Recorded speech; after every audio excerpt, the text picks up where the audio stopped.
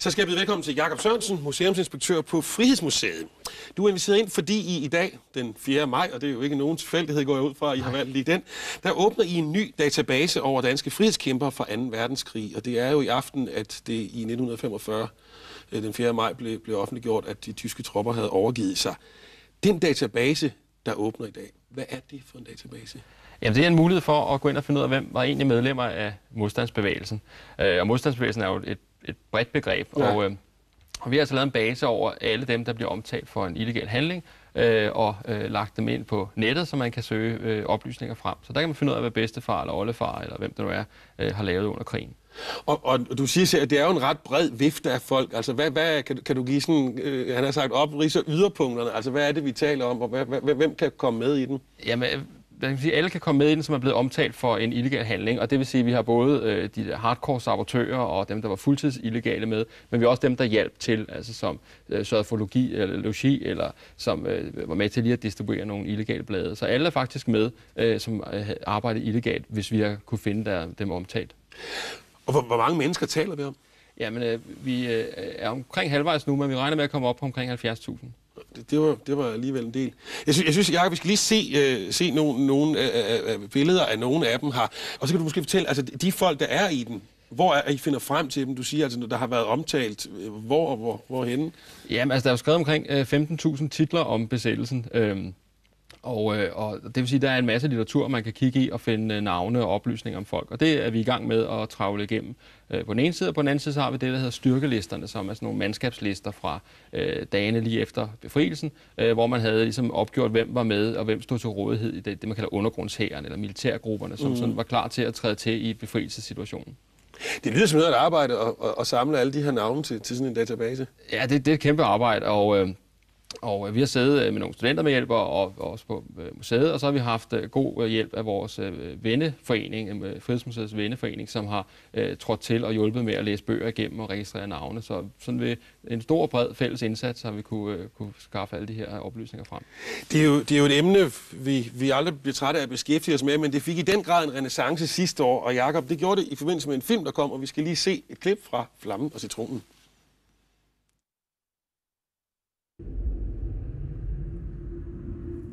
Hvor var du?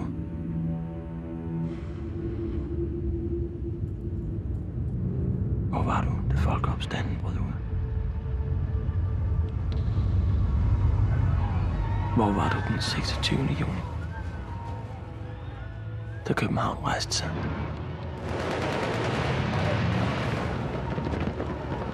Endelig fik folk nok. Endelig gør de noget. Nu er vi tæt på. Krig. Allerede nu er der 32 faldne. Og det er lige starten. Kommunisterne kæmper.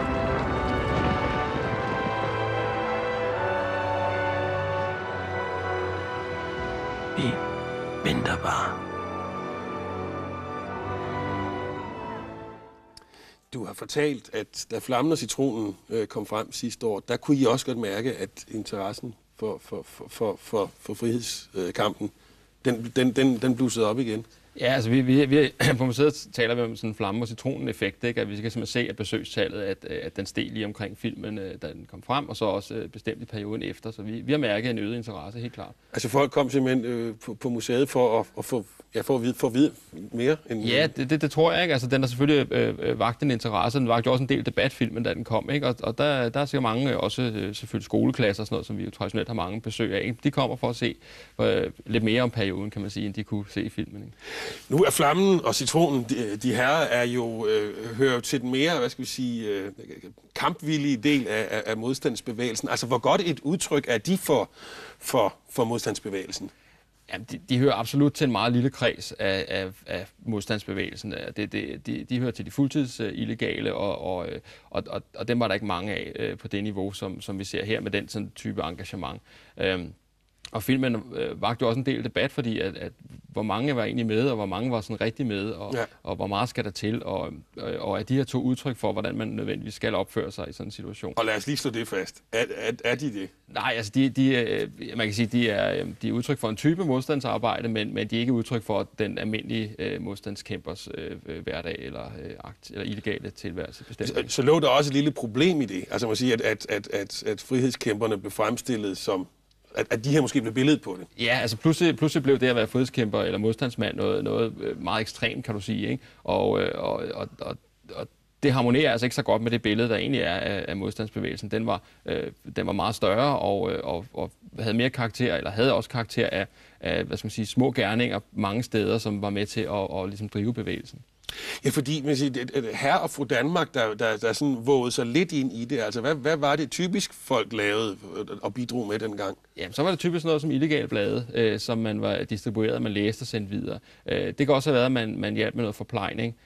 Man kan også have lånt et værelse ud, og så måske ikke stillet for mange spørgsmål til logerende, som var væk på mærkelige tidspunkter og sådan noget. Altså den type hjælp, ikke? Og det er en type hjælp, som hvad skal man sige, de hardcore modstandsfolk simpelthen skal have, for ellers kan de ikke agere. Altså, vi ser jo også i filmen, hvordan de bor til leje rundt omkring, og det er simpelthen bydende nødvendigt for at kunne have en illegal tilværelse. Så man kan sige, at man må ikke underkende den del af modstandsbevægelsen, fordi uden den har der ikke været noget, eller hvad? Nej, bestemt ikke. Altså, det skal til. Altså, hjælperne skal til, ikke? Og de små fisk skal også til, ikke? Og på samme måde med nu...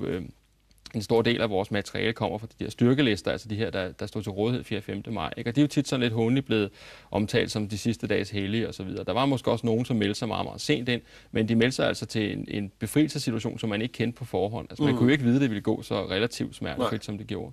Og hvad var det for nogle dage, de meldte sig, siger du? Er det sådan i absolut sidste timer? Ja, altså det var der nogen, der gjorde. Der var også nogen, som kom med efter befrielsen faktisk, ikke? Men dem, som kommer med op til, de melder sig faktisk og skal være klar til at træde i aktion i måske en kampsituation, ikke? Som i virkeligheden amatører jo langt de fleste. Ja, og det er så alle heltene, der bliver hyldet i den her nye database. Hvad nu, hvis man sidder inde med, hvis man nu ved, at bedstefar eller bedstemor var involveret i et eller andet, men man har ikke rigtig kunne finde deres navn der. Er det sådan, at man kan få navne til den? Ja, altså man kan via hjemmesiden, som bliver offentlig på Nationalmuseets hjemmeside i aften kl. 7, der kan man skrive til os. Men det er sådan, at arbejdet er ikke færdigt. Vi har omkring 30.000 navne i databasen nu, og vi er løbende i gang med at supplere op. Så hvis bedstefar ikke er med endnu, så kommer han det nok. Man skal have tålmodighed. Ja, man skal have lidt tålmodighed, og det er jo klart, der vil formentlig være et stort pres i starten på, hvem er med og hvem er ikke med og sådan noget. Men det skal nok komme, men vi hører selvfølgelig gerne fra folk. Hvem er det, I regner med, der kommer til at bruge den? Altså er det folk med en historisk interesse som dig, eller er det familiemedlemmer, eller hvordan forestiller I, at den brugt? Ja, vi forestiller faktisk på mange planer. Altså, dels kan også fagfolk jo bruge den, fordi det er sådan, at hver eneste personopslag, der vil være henvisninger til den litteratur, der er anvendt til at beskrive vedkommende. Så man kan bruge det som sådan en indgangsvinkel til at finde ud af mere. Slægtsforskere vil være oplagt for familien. Hvad ved vi egentlig om vores slægt? Ikke? Der kan man gå ind og søge oplysninger der. Vi regner også med, at man på lidt længere sigt vil kunne bruge den til at sende beretninger ind. Altså hvis man har familieberetninger fra den gang, hvor man fortæller om sin oplevelse under krigen, jamen så kan man sende den ind til os, når de her under sådan forudsætning af bevillinger, ikke? Ja. Så vil man kunne have de her beretninger liggende. Så er det sådan en måde at samle materiale ind. Og du viste et billede før af en af modstandsfolkene fra databasen, og det er sådan, at man allerede nu kan sende billeder ind af de folk, vi har, og så kommer de med på hjemmesiden, ikke? Jakob, lad os lige her til sidst få med, fra hvornår kan folk gå ind og se på den? Jamen fra kl. 7 i aften på Nationalmuseets hjemmeside. Der åbner I den, og det gør I ved modstandsmand Jørgen Barfod, er det rigtigt forstået? Ja, vi holder sådan en lille lukket ceremoni inden, men altså sådan for den brede offentlighed, der er det kl. 7 i aften. Okay. Men man kan også komme ind på Frihedsmuseet, og der er det også muligt at søge navne derinde. Der har vi en terminal, hvor man kan gøre det fra. Okay. Jamen Jakob, det bliver spændende at se. Vi glæder os til at klikke os ind på den. Tak fordi du kom og fortalte om det i dag.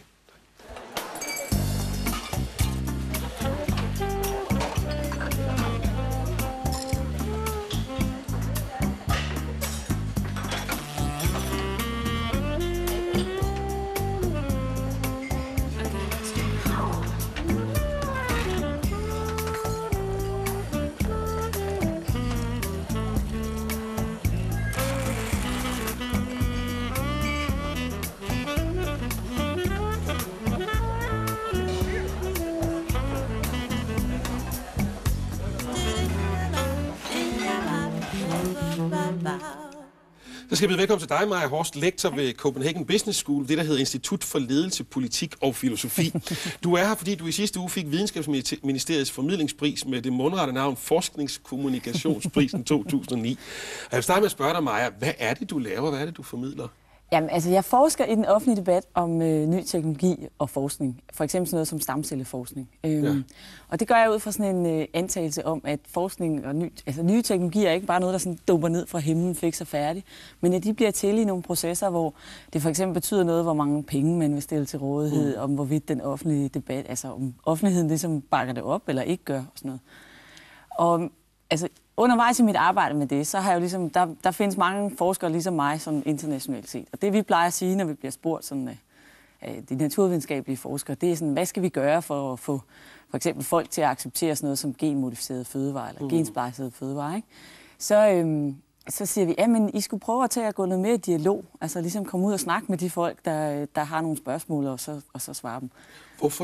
Hvorfor betyder det så meget, at man har dialog med offentligheden som forsker? Jamen, det er jo fordi, altså, det betyder på rigtig mange forskellige ting. Men for eksempel omkring det der med gensplejsede fødevarer, der kan man sige, hvis ikke man ved, hvad det er, folk ligesom, måske stiller spørgsmålstegn ved, men bare som forsker tror, at det er fordi folk ikke ved nok, eller sådan noget, så kan man jo heller ikke svare på de spørgsmål, folk har. Altså, hvis folk har en sådan meget velbegrundet måske bekymring for, hvem er det for eksempel, der skal tjene penge på det her, så skal man gå ud og ligesom gå ind i den diskussion, i stedet for bare at svare ud for det, man tror, ikke? Kan man godt sagt sige, at hvis ikke man er i stand til at formidle for menigmand, hvad det er, ens forskning betyder, at så er den måske ikke så vigtig, eller hvad? Jeg ved ikke, om man kan sige, at den ikke er så vigtig, men man kan i hvert fald sige, at hvis man er en offentlig ansat forsker, så har man en forpligtelse til at formidle sin forskning, ikke? Ja. Men udover det, så kan man også sige, at hvis man gerne vil have, at den forskning, man laver, faktisk skal virke, skal have en eller anden effekt i samfundet, så bliver man jo også nødt til at få den ud, altså at få den kommunikeret ud der, hvor den skal bruges, på en måde, sådan, så folk tager den til sig. Og så er der jo også en politisk del af det. Nemlig, at man har vel interesse i, at ens forskning bliver publiceret, så politikerne, der skal bevilge penge. Ja, det kan man sige. Det er rigtigt nok. Men altså, jeg tror nok, at de fleste forskere egentlig ikke kommunikerer primært, fordi de har sådan nogle strategiske overvejelser, men mere fordi, at de faktisk brænder for det område, de forsker i. De vil gerne fortælle om det. Ikke? Okay. Og der kan man så sige, det er jo så der, hvor nogle gange så kan iveren løbe lidt af med en, og så fortæller man, og man fortæller, uden nogle gange ligesom at komme i dialog med dem, man snakker til. Det vil sige, man ved måske ikke lige helt, hvor de er henne, vel? Nej. Og det, der også var sjovt for mig, det var, at jeg kunne jo så se, når jeg nu fortalte om min forskning, og netop det her med nødvendigheden af dialog, så gjorde jeg det tit ved, at jeg sådan bare stod og snakkede, ikke? Og regnede med, at det gik ind i ørerne på folk, og så lavede